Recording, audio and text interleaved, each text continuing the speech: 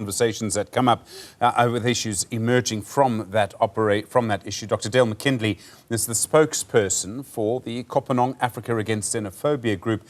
Dr McKinley, good afternoon to you. I suppose we kind of have to start with the fact. Is there evidence, from what you know, that South African children are being stopped from going to schools here because foreign children or the children of foreign nationals who are here illegally have taken those spaces? No, good afternoon, Stephen, and thanks for having me. No, there is no evidence across the board of that claim of Operation Dudula. In fact, we have disabused that claim for quite some time and asked them to show us the basis upon which they're relying on these kinds of claims.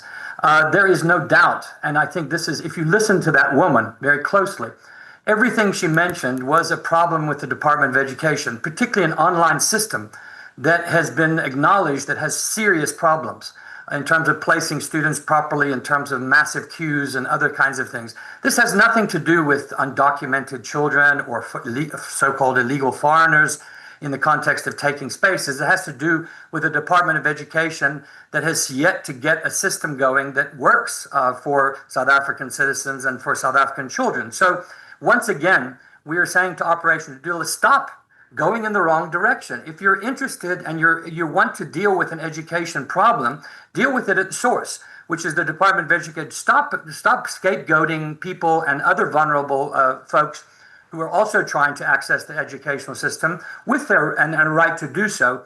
And let's concentrate on where the real problems lie. Okay, so I think many people, probably millions of people in South Africa, believe that they are losing out because foreign nationals are taking their services. Why is this feeling? And to say to people that's not true is a very hard thing to do, because they see a decline in services. They see their own decline in living standards. At the same time, in many communities, there's been a larger number of people from other countries coming into those communities. So where does the problem lie then? Well, the problem lies, and Stephen, we've said this in many times, is a dysfunctional immigration system. Our immigration system is corrupt. Our immigration system, it's basically, everybody knows that if you pay a bribe, you can get your papers. If you don't, well, then bad luck. And this is the case. When we don't have an immigration system that works properly, where people can actually get documentation where they need it, where they have the skills, where they actually are asylum seekers or legitimate refugees, the backup there is hundreds of thousands of people, then we've got a problem. And what that does is then it creates a situation where crime and other kinds of things that you mentioned, services, get blamed. We see this not only in our own country. We see it in Europe, we see it in the United States, we see it everywhere. But the statistics, and we are scientifically based, the statistics show us, for example, that the number of foreigners in our criminal justice system is quite minimal, not even the amount of percentage that is in the population. That in fact, these numbers do not back up these claims. So we can have all sorts of claims being made and perceptions being created, and you say those perceptions are quite powerful, and it's not about dismissing them. It's about saying, where do we deal with the problem of bad service delivery? Is the problem about too many foreigners taking water, or is the fact that we have not had infrastructural investment for the last 15 years in our water system, so it's breaking down everywhere, not just in townships and in informal settlements, but also in the middle-class suburbs? Okay, so then where do the solutions to all of this lie? Fixing those problems, fixing the immigration system, and in many countries, fixing an immigration system is very hard to do because it is intensely political. There are numerous examples. And in fact, I think it's important to point out that South Africans are no different from anyone else, from people in Europe or people in the United States when it comes to this issue.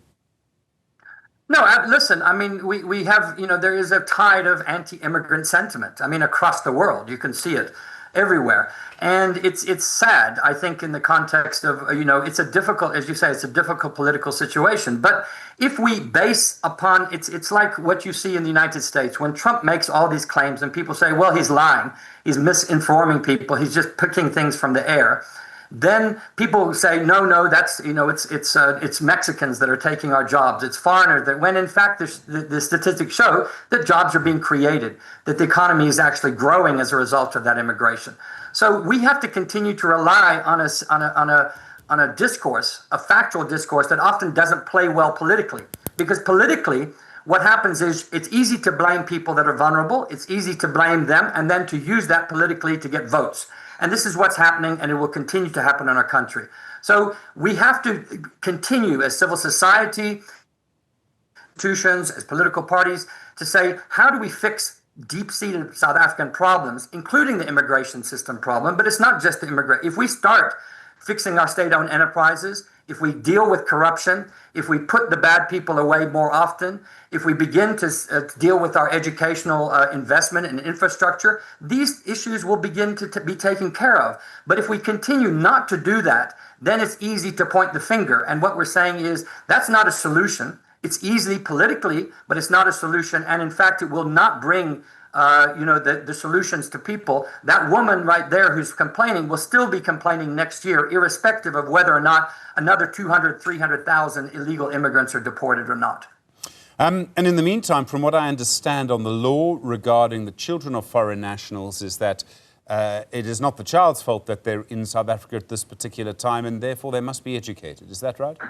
That is correct. We can't blame a 5-year-old, 6-year-old child because their parents didn't have the right documentation, or they were denied that document. We don't know. There's many different stories, and that's the other thing. There's this sort of generalization, undocumented people, and then of course Operation Dudula wants to call them illegal.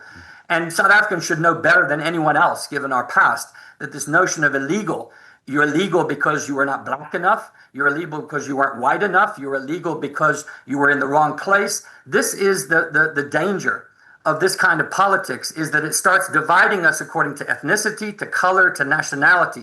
It's not to say that we don't need to have a functioning immigration system that makes sure that our country is taken care of, whether it's our industries, whether it's our jobs and other kinds of things, but to do so in a legal way. The basis of our Constitution is that we are all equal before the law. It doesn't matter whether you were born in Zimbabwe and you reside in South Africa. Similarly to a South African residing in Zimbabwe, you have those rights that are there, and we must make sure that those rights are employed. But at the same time, deal with the underlying structural problems that cause people to start looking at others and creating conflict and violence. And Operation Dudula is taking advantage of that. They're not going to solve the problem. They're only going to make it worse. Dr. Dale McKinley, thank you very much indeed. Strong views from him. He's from Kopanong Africa Against Xenophobia. More reporting, of course, from Zola Shawana and our team there in a moment. We'll still